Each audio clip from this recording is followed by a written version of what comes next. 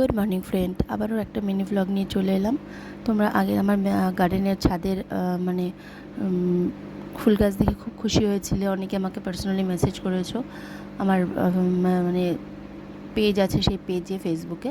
তো আমি তোমাদের ওই জন্য আমার গাছের আরও ভিডিও পোস্ট করলাম। এটা আমার নিচের গাছ, মানে একদম নিচে যেইটুকুনি জায়গা আছে, খুব কম জায়গা দেখেছো, বাকিটা সিমেন্ট করা আছে। তো নিচে অনেক গাছ আছে, সেগুলোও শেয়ার করলাম আজকে।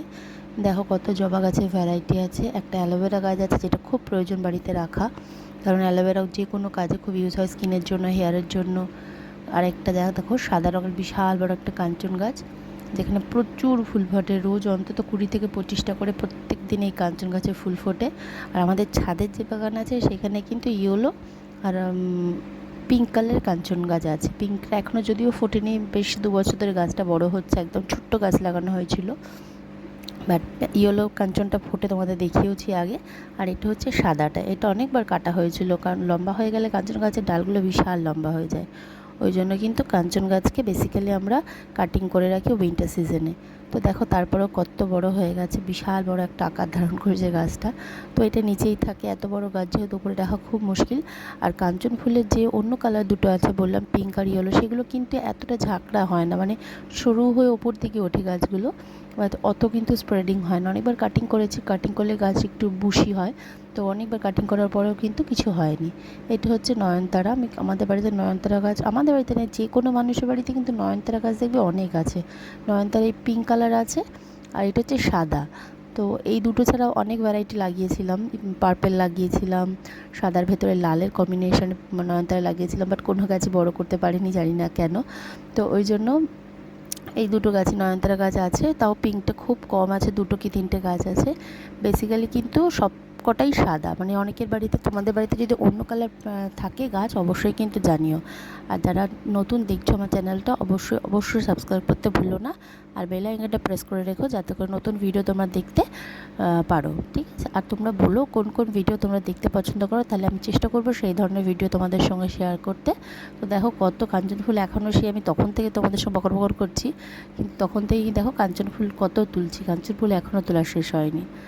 তো যাই হোক, মোটামুটি আমাদের পুজোর জন্য প্রত্যেক দিন ফুলের কোনো মানে ক্রাইসিস হয় না।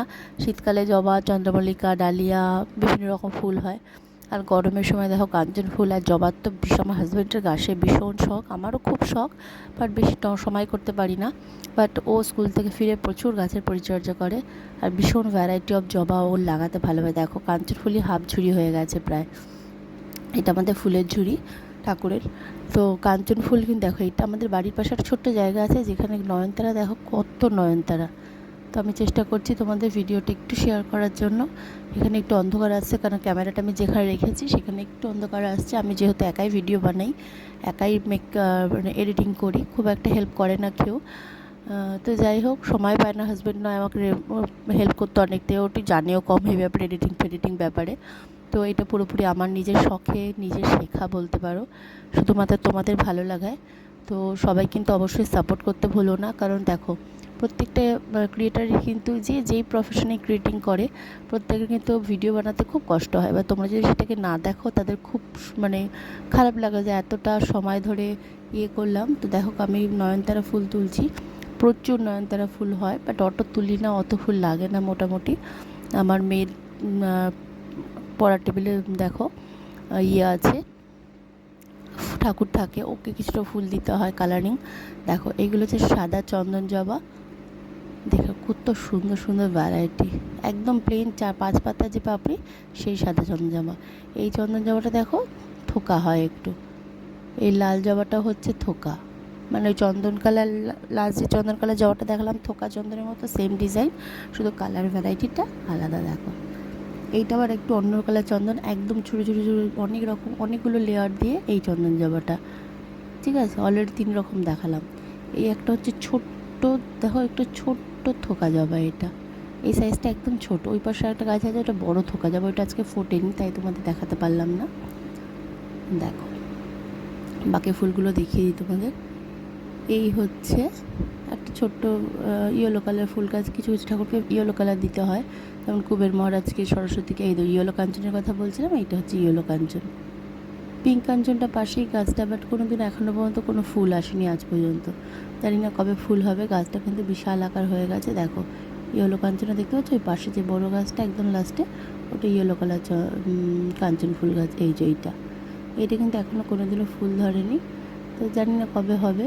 এটা হচ্ছে দেখো আবার একটা ওই জবা, 5 পাতার জবা, যেগুলো কালী জবা বলা হয়, সেই কালী জবার ভ্যারাইটি এটা। দেখো মোটামুটি যা ফুল ফোটে মোটামুটি সুন্দরভাবে আমাদের পুজো দেওয়া হয়ে যায়।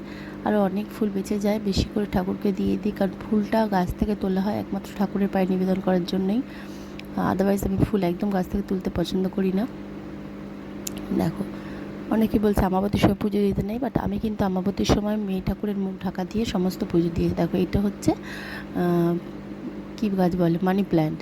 দেখো কত ফুল হয়েছে, জাস্ট দেখো এক ঝুড়ি ফুল, মানে পুজো দেওয়ার জন্য একদম পারফেক্ট এই ঝুড়ির ফুলটা।